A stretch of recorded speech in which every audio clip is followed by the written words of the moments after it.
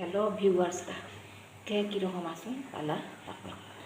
আজকে 2-3 দিন পর বৃষ্টি দেওয়ার পরে রোদ উঠছে। রোদটা খুব সুন্দর, ঝলমলে রোদ, দেখেন খুব ভালো লাগে দেখতে। আজকের ব্রেকফাস্ট আমার সুজি, দুধ দিয়ে সুজি খাইব, আর তো আছে চা।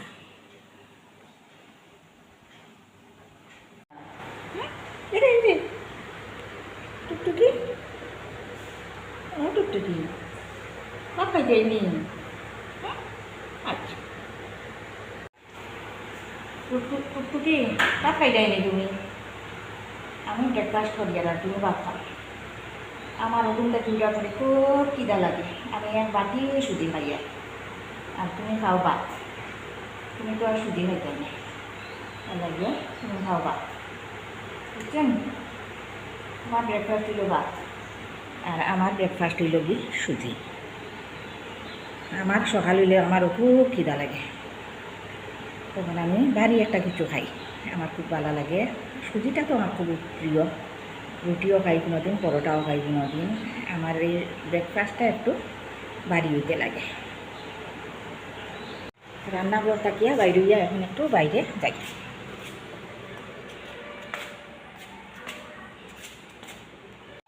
এখানে আগে একটা ফুল আছে, এখন 3টা, এই একটা, এই একটা, এই একটা, 3টা ফুল খুব সুন্দর লাগে। এই গাছটা ছোটো ছোটো সাদা ফুল ফুটছে, এই দেখুন কি সুন্দর। ভিউয়ার্সরা দেখুন, এখানে একটা ডালিয়া, কিনারও একটা কলি। আর স্কুলের ভিতরে হাল্লা চিৎকার চলে। আর এই টমেটো গাছটা কতটা টমেটো ধরছে।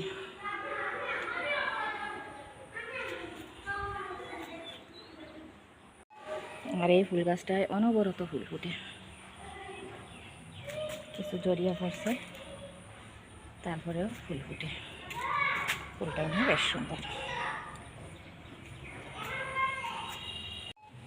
এখানে একটা পেঁপে গাছ বেশ বড় হয়েছে।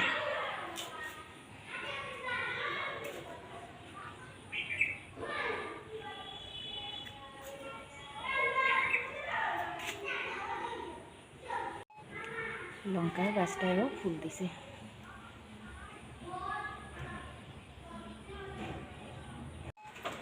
আর এই গাছগুলা বাতাসে কি সুন্দর, গাছের পাতাগুলা দুলের, গাছ তুলেন না, গাছের পাতাগুলা দুলের দেখুন।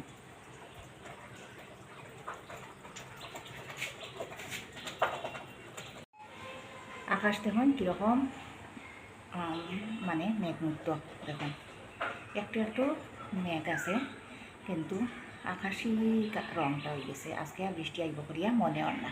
এই দেখুন খুব সুন্দর লাগে আজকে আকাশটা দেখতে, একদম মেঘমুক্ত আকাশ। একটু একটু মেঘ আছে, ওই লেগে তাইল মেঘ আইব করিয়া মনে হয় না। এটা তো পেঁজা তুলা মেঘ, যদিও শরৎকাল নাই, কিন্তু এরকম প্রায়ই দেখা যায়। আর 2-একটা পাখিও ওখানে ডাকের, ওই যে ইষ্টিকুটুম পাখি, মানে পাপিয়া পাখিয়ে ডাকের শুনুন।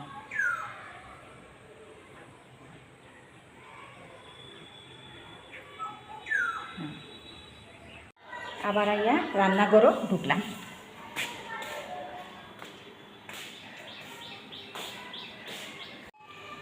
এখন আমি এই 2টা আম নিলাম, এই 2টা আম দিয়া কি জিনিস তৈরি করব আপনারা দেখতে থাকুন।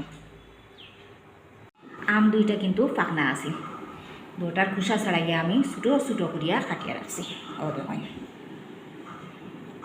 আর উপকরণ হিসাবে নিলাম সামান্য একটু লবণ, একটা তেজপাতা আর গুড়।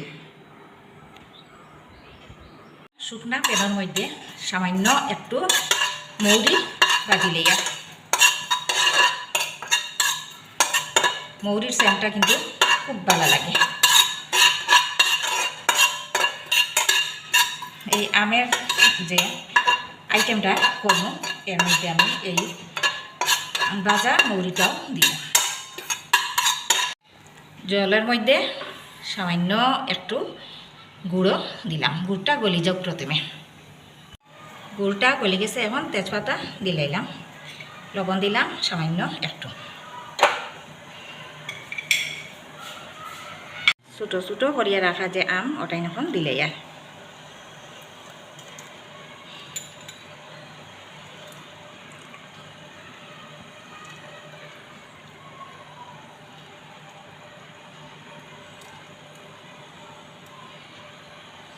এখন গ্যাসের আঁচটা বাড়াই দিলে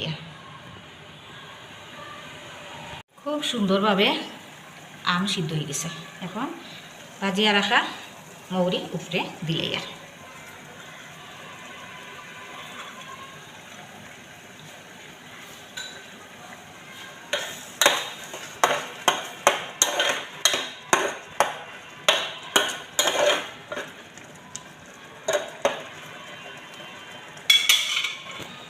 দেখুন কত সুন্দর হয়েছে।